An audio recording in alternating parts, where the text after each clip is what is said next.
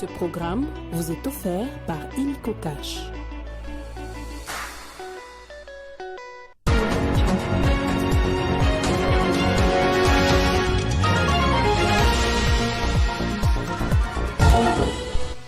Depuis ce mardi, des travaux de réhabilitation du pont Loubi au territoire de Kabeya-Kamwanga, effondré depuis dimanche matin, coupant toute circulation sur la route nationale numéro 1. Ces travaux prendront 45 jours, annonce faite lundi au ministère des ITPR. Des affrontements signalés entre certains groupes armés et les rebelles du M23 dans le territoire de Rutshuru en Nord Kivu. 4 morts et 2 blessés, bilan de la récente attaque terroriste enregistrée dans cette partie du pays. Nous serons en ligne avec Jean-Claude Mbabazé, président de la société civile du territoire de Rutshuru. Dans ce journal, nous irons au Tchad où le gouvernement de la 5e République est désormais connu. Sans surprise, tous les partisans du président Mahamat Idriss Déby sont en poste et aucun membre des transformateurs, parti cher à succès Masra. Ravi de vous retrouver sur Télé 50. Je l'ai dit en titre, en territoire de Kabeya-Kamwanga, début ce mardi des travaux des réhabilitations du pont Loubi effondré depuis dimanche matin, coupant toute circulation sur la nationale numéro 1 entre la ville de Mbujimayi et les territoires de Kabeya-Kamwanga déjà confrontés à plusieurs défis. Ces travaux prendront 45 jours et pendant ce temps, l'office de route va ouvrir une voie de contournement sur 110 km pour faciliter la circulation des personnes et leurs biens d'ici 10 jours. Cette annonce a été faite hier lundi au ministère des ITPR par Toby Kayumbi, député national élu de la ville de Mbujimayi et ressortissant de Kabeya-Kamwanga. Les travaux de la réhabilitation du nouveau pont commenceront aussi demain et ces travaux prendront 45 jours. Ici, je vais appeler notre population, les habitants de Mbujimayi, les habitants de Kabeya-Kamwanga, d'où même je suis originaire. Je les appelle au calme pour leur dire que d'ici 10 jours, nous allons reprendre les trafics sur cette route secondaire qui sera réhabilitée en attendant que les 45 jours qui arrivent, que nous puissions finalement terminer les travaux du nouveau pont qui sera jeté sur la rivière Loubi. Mais aussi, je voudrais ici interpeller tous les usagers de cette route, les commerçants, parce qu'ils doivent comprendre que la cause aujourd'hui, c'est un problème de surchargement, un problème de tonnage qui doit être respecté. Que l'État va débourser beaucoup d'argent, mais respectons les normes. Quand c'est un pont de 25 tonnes, respectons 25 tonnes. Quand c'est un pont de 45 tonnes, respectons les 45 tonnes qui seront données.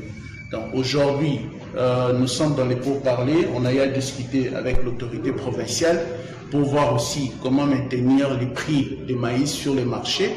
Nous discutons avec le général Kassongo, nous allons lancer les pourparlers, afin qu'en attendant cette période où il y a totalement une coupure de ravitaillement en Mbujimayi, qu'on voit comment par la RND qu'on puisse ravitailler des maïs sur le marché de Mbujimayi afin de maintenir les prix.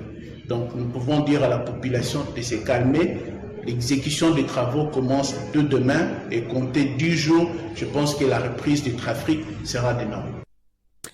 Au Nord Kivu, des affrontements sont signalés entre certains groupes armés et les rebelles du M23 dans le territoire de Rutshuru. Ces terroristes ont même jeté une grenade faisant 4 morts et 2 blessés. Une énième attaque terroriste enregistrée dans cette partie du pays. Et pour en parler, nous sommes en ligne avec Jean-Claude Mbabazé, président de la société civile du territoire de Rutshuru. Bonjour, dites-nous, qu'est-ce qui s'est réellement passé? Et ce mardi matin, comment se présente la situation sur place à Rutshuru?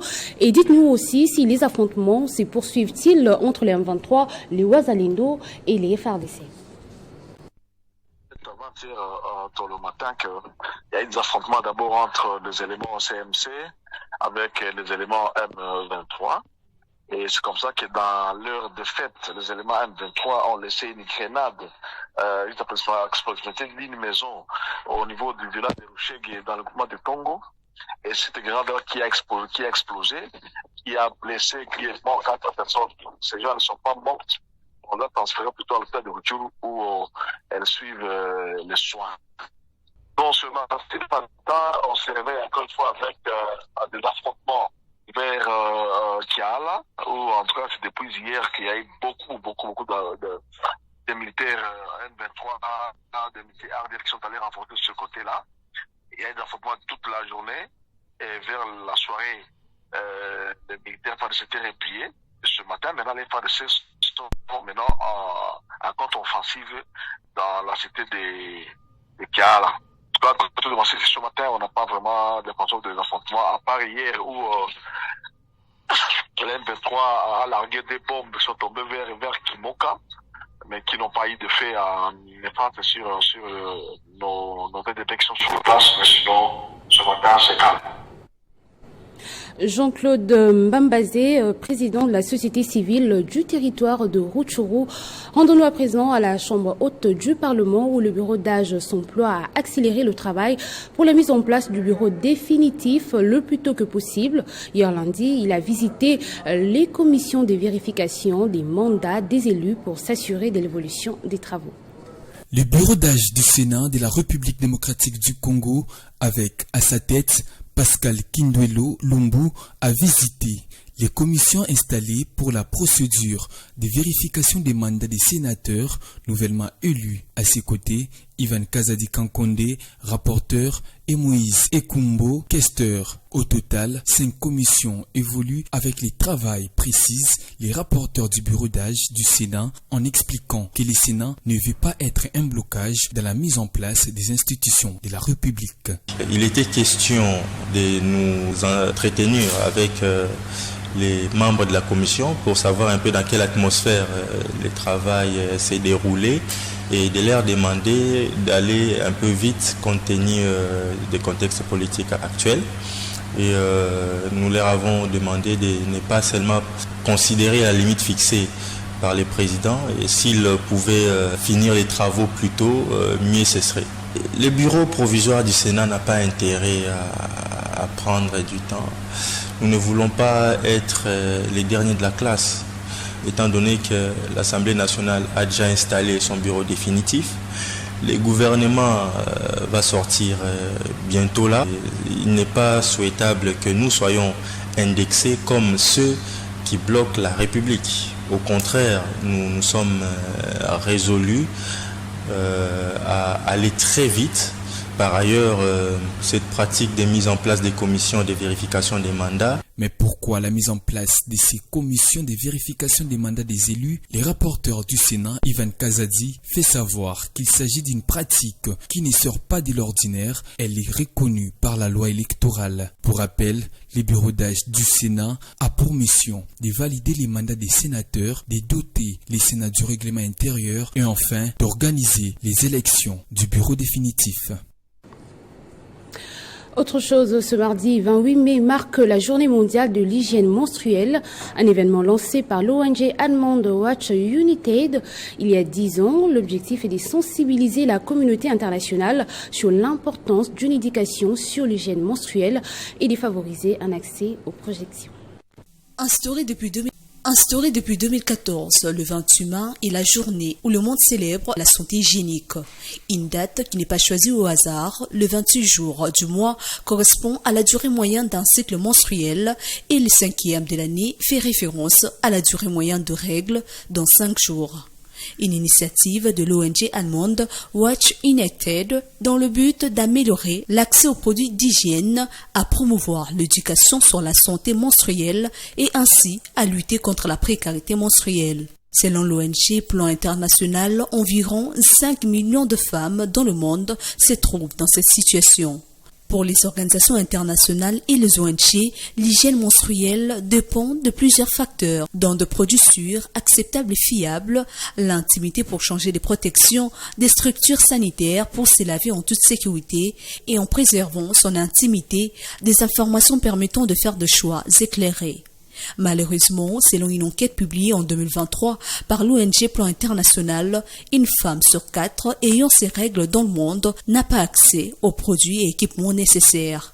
Tel est le cas du Niger qui connaît une précarité menstruelle car 6% de femmes utilisent du papier selon les données publiées par l'UNICEF. Au Burkina Faso, 12% de filles et femmes utilisaient leurs sous-vêtements comme protection. Dans ce pays, la protection hygiénique doit être importée à des coûts élevés en raison de l'absence de produits locaux. Dans plusieurs autres pays, la précarité menstruelle s'est traduite par un manque d'informations sur la santé hygiénique féminine en raison de tabous sociaux. Tel est le cas du Bangladesh, seulement 32% de jeunes filles savaient ce qu'en était de la menstruation avant leur première règle. En Égypte, le combat est le même. L'UNICEF révèle que 66% des filles sont dans le même cas que ceux du Bangladesh. Disons déjà que le combat lancé par Watch United continue, car l'hygiène menstruelle désigne la capacité à prendre en charge son cycle de manière digne et saine, même si ses besoins en matière de santé et d'hygiène sont loin d'être satisfaits à nos jours. Les femmes de la Direction générale de recette de la ville de Kinshasa étaient en sit-in lundi à Kinshasa, d'abord devant l'Assemblée provinciale, en passant par le ministère provincial des Finances, pour enfin chuter au quartier général de la DGRK, où elles ont été reçues par le directeur général. Ces femmes ne réclament qu'une seule chose, l'amélioration du social.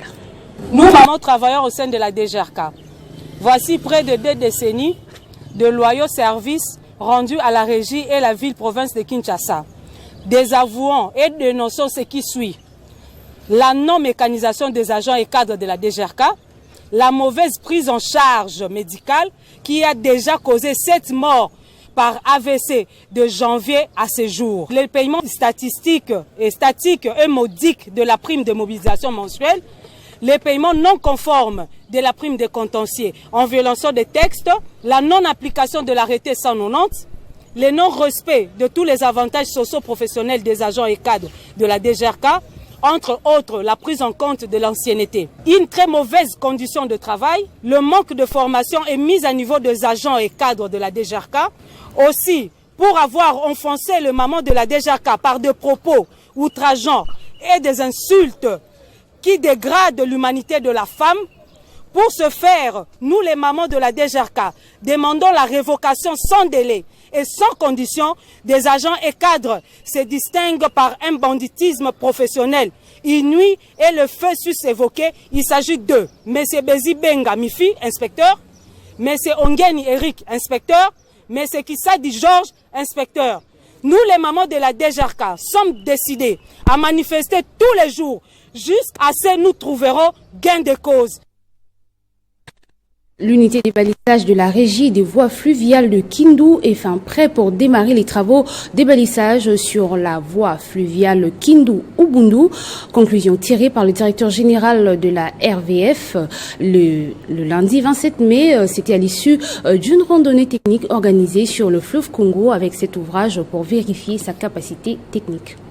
Les travaux ont duré 6 ans, soit de 2018 à 2024, avant d'aboutir à ces résultats. L'ouvrage prouve désormais qu'il est prêt à démarrer les travaux des balissages Kindu-Ubundu. Selon le directeur de la régie fluviale, le coût total est estimé à plus de $350,000 américains, comme l'indique ici Daniel Luamboshi. Nous sommes venus pour les premiers essais techniques du baliseur d'affluent en finition à Kindu. C'est une unité qui était en construction depuis 2018, mais qui avait été abandonnée depuis lors. Et à l'arrivée de notre équipe au comité de gestion, il a plu au chef de l'État, son Excellence Antoine Félix Tshisekedi Tshilombo, de faire pression au gouvernement pour que le gouvernement libère les moyens afin que cette unité soit finie. Cette randonnée qui est partie du port central de la Société nationale du chemin de fer, CNSS, a connu la présence de la ministre provinciale de l'Agriculture, du gouverneur à intérim, Vumbi Sikujua, et plusieurs invités des marques. Pour les DG des RVF, l'ouvrage n'est pas construit pour les passagers, mais pour les marchandises. À cette occasion, la RVF souhaite récupérer tous ces espaces spoliés pour que cette unité ait d'accostage. Rappelons que cet ouvrage a été construit sur place avec des métaux locaux et ceux venus d'ailleurs. L'Institut supérieur d'informatique, programmation et analyse ISIPA a organisé la 7e édition du concours informatique dénommé Demotech. Pour cette édition, le thème est la Green Tech et l'innovation technologique. Cet élément signé Benjamin Moudiata. C'est dans les buts de s'inscrire convenablement dans la vision du chef de l'État, Félix-Antoine Tshisekedi Tshilombo, sur l'entrepreneuriat en RDC que l'Institut supérieur d'informatique, programmation et analyse a tenu la 7e édition de son grand concours informatique Demotech sous le management éclairé de son président directeur général, Martin Ekanga Odimba. 19 équipes au total, venues de différentes universités et instituts supérieurs de la ville de Kinshasa, ont pris part à ce concours dont les PDG donnent la quintessence. À l'ISIPA, à partir de septembre de cette année, nous avons mis le cap sur l'entrepreneuriat des jeunes. Son Excellence, Monsieur le Président de la République, Antoine Tshisekedi Tshilombo, a voulu créer des millionnaires au Congo. Mais il faut former des futurs entrepreneurs. C'est là que l'ISIPA intervient. Donc nous les formons. Et à ce titre, Demotech n'est pas un hasard. Puisque pour cette édition, nous allons aller jusqu'à la création d'une entreprise pour ceux qui vont remporter cette édition. La Green Tech, l'innovation, la technologie et l'éco-innovation pour une technologie respectueuse de l'environnement, voilà les matières qui ont accompagné ces grands lancements au site de l'ISIPA Mouchi, avec le concours de Huawei Technologies, Trans Academia et Engen. La finale aura lieu le vendredi 31 mai 2024 à l'hôtel du Fleuve Congo à partir de 10h. Et en dehors de nos frontières, le Tchad a enfin un nouveau gouvernement. 4 jours après sa nomination, le nouveau Premier ministre de la 5e République, Alamaye Alina, a formé son équipe dévoilée le lundi dernier. Sans surprise, tous les partisans du président Mahamat Idriss Déby sont au poste et aucun membre de Transformateur, parti cher à succès, Masra. Le nouveau Premier ministre Alamaye Alina a pris fonction au cours d'une cérémonie de passation de charges avec Succès Masra, ancien Premier ministre et candidat malheureux à la présidentielle du 6 mai dernier. 4 jours après l'investiture du président Mahamat Idriss Déby, Alamaye Alina a été nommé Premier ministre. La remise reprise s'est tenue le 24 mai en cours à la primature dans la ville de Djamena. Ce dernier n'a pas tardé de dévoiler le nouveau gouvernement qui entre en fonction ce lundi 27 mai. Selon les observations, peu de changements dans la nouvelle équipe. Une continuité se voit à l'horizon avec un constat d'aucun membre de Transformateur, parti cher au Premier ministre sortant Succès Masra. Le Premier ministre, dans son discours, Succès Masra a exprimé sa satisfaction d'avoir servi la République en cette dernière phase de la transition jusqu'au retour à l'ordre constitutionnel. Rappelant que ce dernier avait formellement déposé sa démission et celle de son gouvernement le mercredi 22 mai dernier. On va prendre le rappel des titres.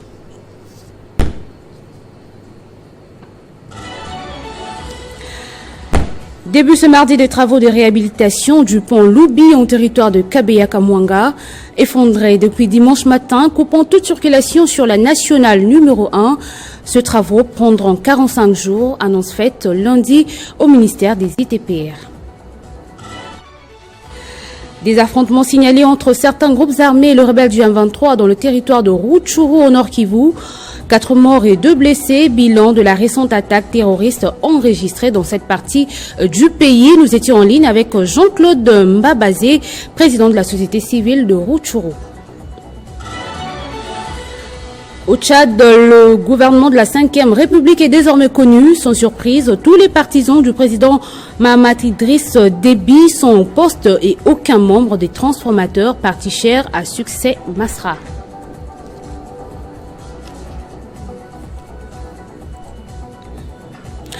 Ne nous quittez pas, la revue de presse c'est tout de suite.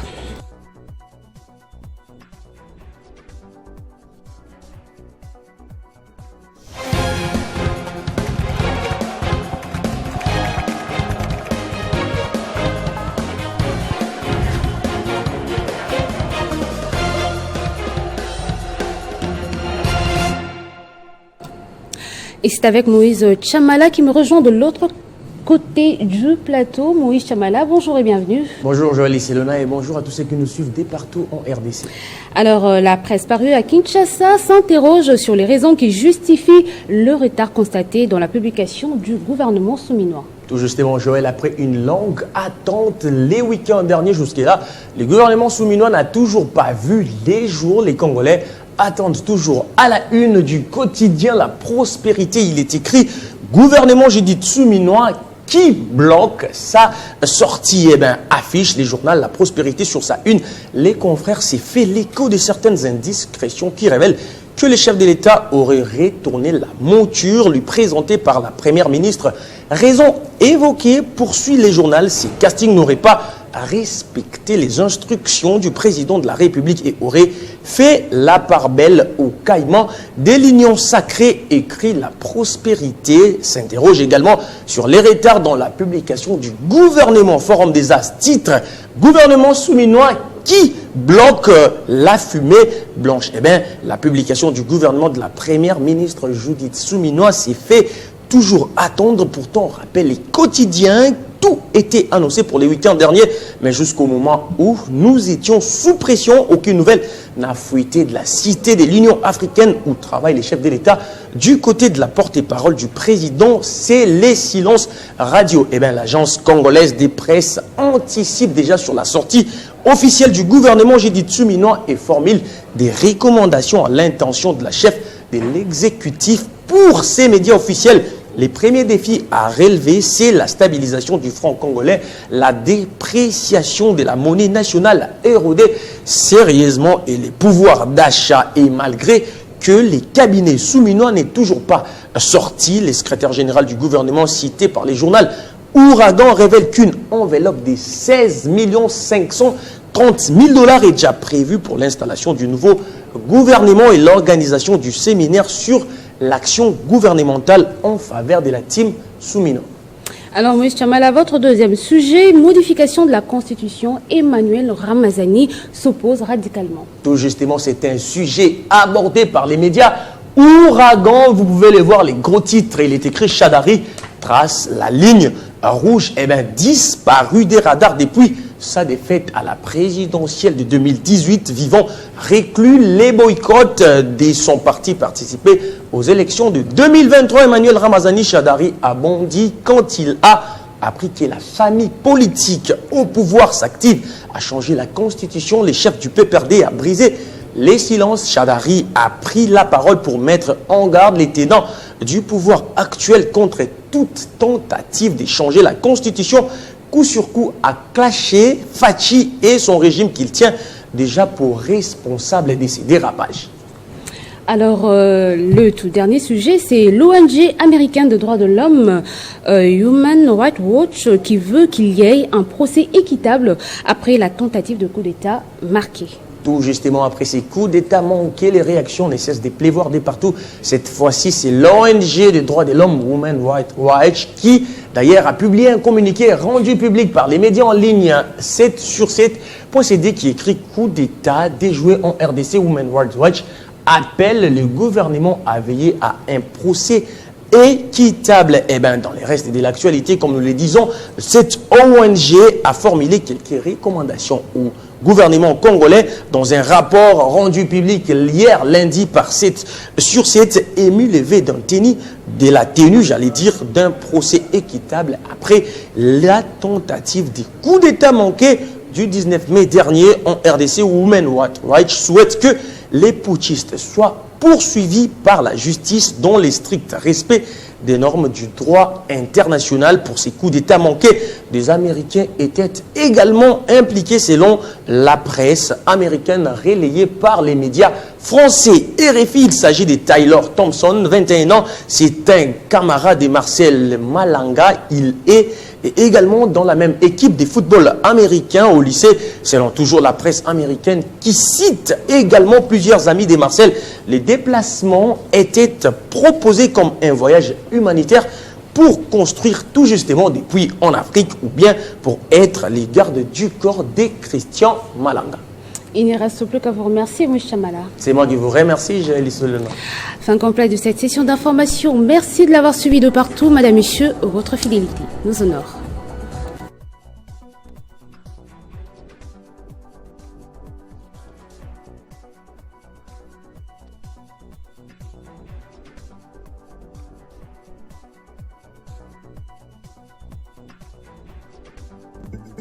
Retrouvez toute l'actualité en continu sur www.tele50.cd.